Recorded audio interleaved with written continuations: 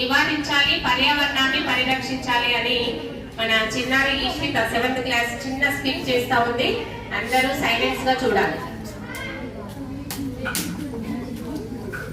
అబ్బా నేను ఇవాళ షాప్కి వెళ్ళి సరుకులు తేవాలి. ఎక్కువ తిరుగు అక్కడి నుంచి ఇక్కడికి అట్లా అటుపోయి ఇట్లా. ఈ రోజు బాగా దాహంగా ఉంది.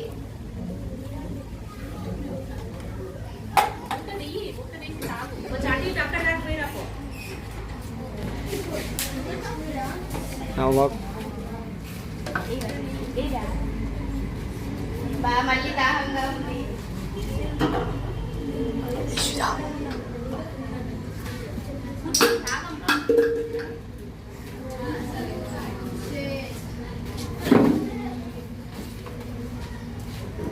కంగారు పంటలు సరుకులు అంటే సర్దుకో ఫస్ట్.